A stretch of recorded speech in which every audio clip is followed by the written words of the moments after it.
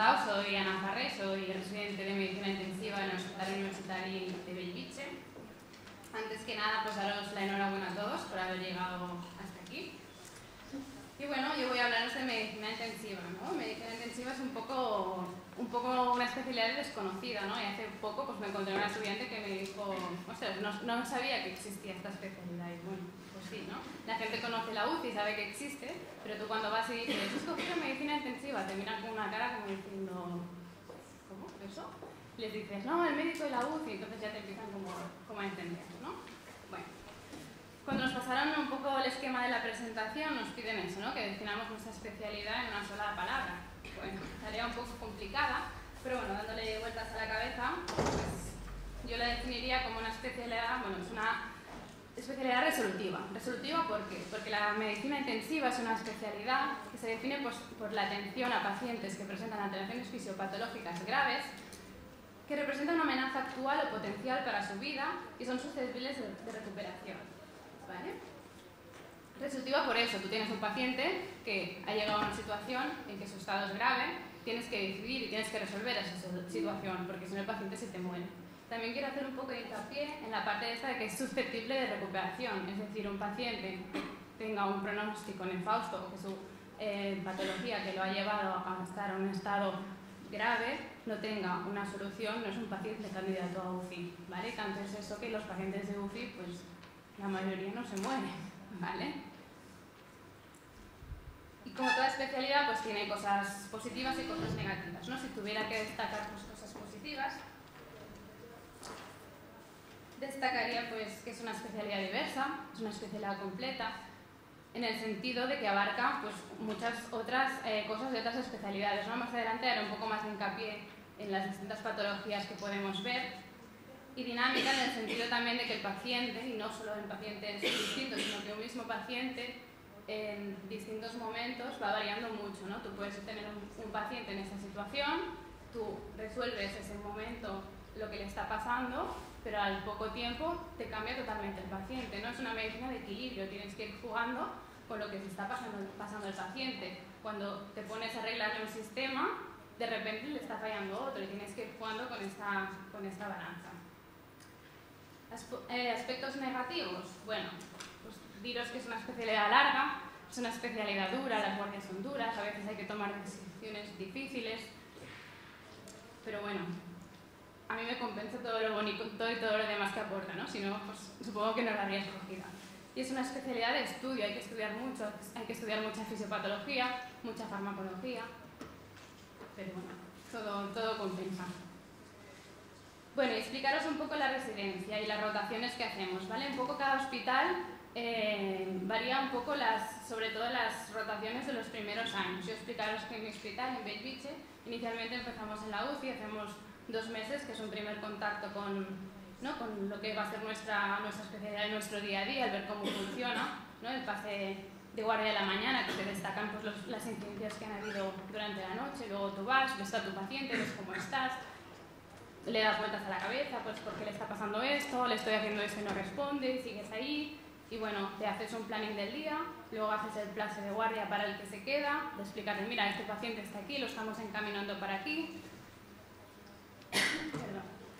También lo que es importante es el turno, ¿no? El mediodía de hablar con las familias, que no es tarea nada fácil, que a veces pues cuesta porque son situaciones que a las familias les sobrepasa y tienes que dar pues, un mensaje claro y que no dé lugar a dudas, y esto pues no, ni en la carrera ni en ningún sitio te lo enseñan y poco a poco pues lo vas aprendiendo.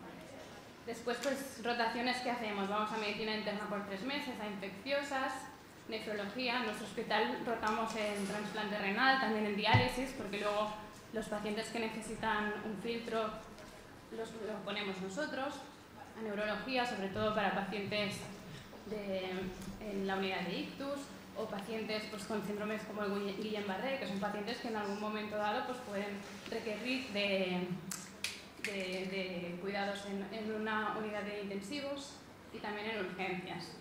Como R2 rotamos ya pues, mucha cardiología, ¿no? 4 meses en la unidad coronaria, 2 meses más en cardiología, en planta, después también en la unidad de reanimación, que la lleva anestesia. Ya tenemos un poco más de contacto con el paciente crítico, pero es una manera un poco distinta de trabajar, pero bueno, sobre todo coges más manejo en el tema de vías, que sin intubar, que se acostumbrarte pues, a las alarmas, porque ahí está todo lleno de máquinas y todo va pitando, y te vas acostumbrando un poco a todo esto, ¿vale? Y también pues, volvemos a rotar un poco por urgencias.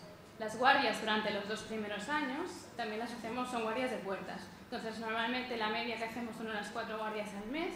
Nos suelen poner 3 de ellas que las hacemos en los distintos niveles de medicina y una de ellas pues en el nivel de cirugía, pero esto a veces varía un poco, ¿no? En el nivel de cirugía también tenemos un poco la atención al paciente traumático leve, ¿vale? Todos los TCs que no requieran de una intubación inmediata o que haya un Glasgow bajo, en principio lo recibimos nosotros y luego, pues depende de cómo vaya, pues pides ayuda pues, al cirujano o al que esté en el box de emergencias directamente. Y a partir de R3 pues ya entramos en el mundo de la medicina intensiva, ¿no? Entramos en la UCI y ahí estamos. Y bueno, rotación externa en nuestro hospital pues tenemos muchos compañeros que han ido fuera, pues algunos en Pittsburgh, Boston, o sea que se puede salir. Las guardias a partir de R3 también las hacemos en la UCI y a partir de R4, aparte de las de la UCI, también hacemos guardias en el box de emergencias, es el box de críticos y urgencias. Hasta hace poco nuestro hospital esto era solo exclusivo de anestesia.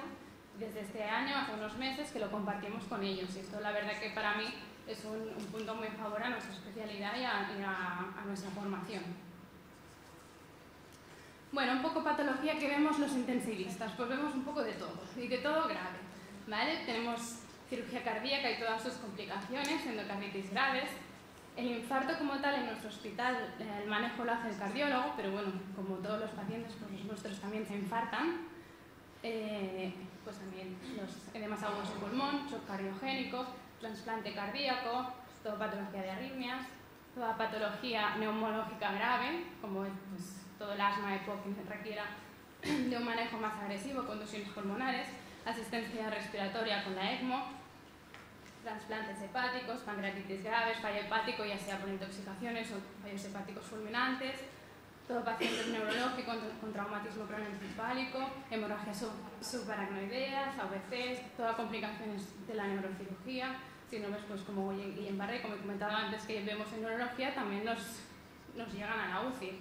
Shock séptico, pues complicaciones de trasplante renal, ¿no? Como puede ser pues, yo que sé, un injerto renal que se infecte y que causa un shock séptico, tengas que preservar ese riñón, pero tienes que ir jugando un poco con todo el paciente, ¿no? Complicaciones del paciente hematológico, bueno, tenemos una hematóloga que luego os contará, pero en pacientes, ¿no? Que, sobre todo trasplantes de médula ósea, paciente inmunodeprimido, que a veces pues, se ponen muy graves y requieren de nuestra intervención, aneurismas de aorta abdominal y torácica, intoxicaciones graves, ya sea por fármacos, tóxicos, y complicaciones metabólicas graves, que también son varias, ¿eh? Y me dejo un montón de patologías, pero bueno, para que os hagáis un poco la idea de que ya sigo haciendo mención a esto, que es una especialidad muy intensa, muy completa y que vemos pues, un poco de todo.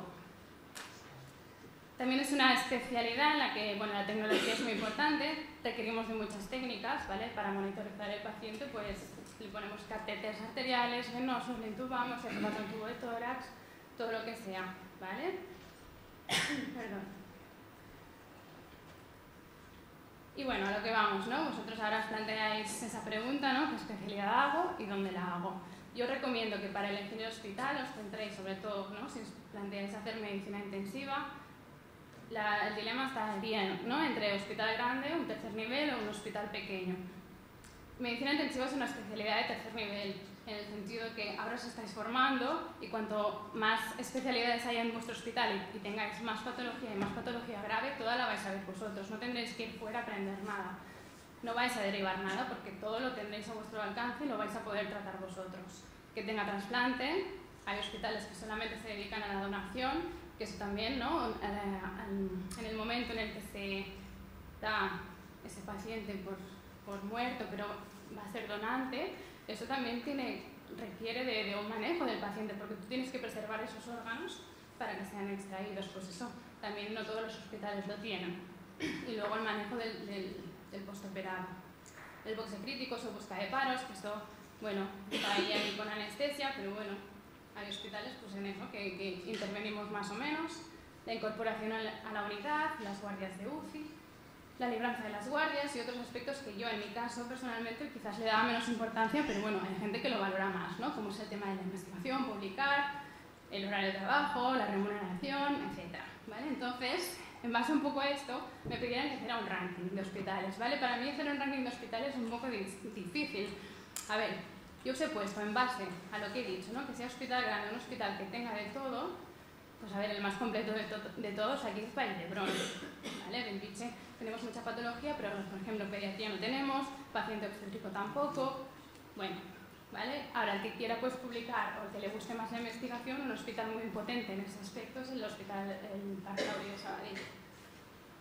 Así que bueno, yo creo que un poco me olvidaría de este ranking y que cada uno, ¿no? En base a las recomendaciones que os hacemos a la hora de escoger, os hagáis vuestro propio ranking y valoréis, ¿no? Lo que valoréis de una especialidad u otra y bueno, que mucha suerte en lo que vayáis a escoger y que vayáis donde vayáis, pues vais a estar bien y os vais a formar y vais a ser unos grandes profesionales.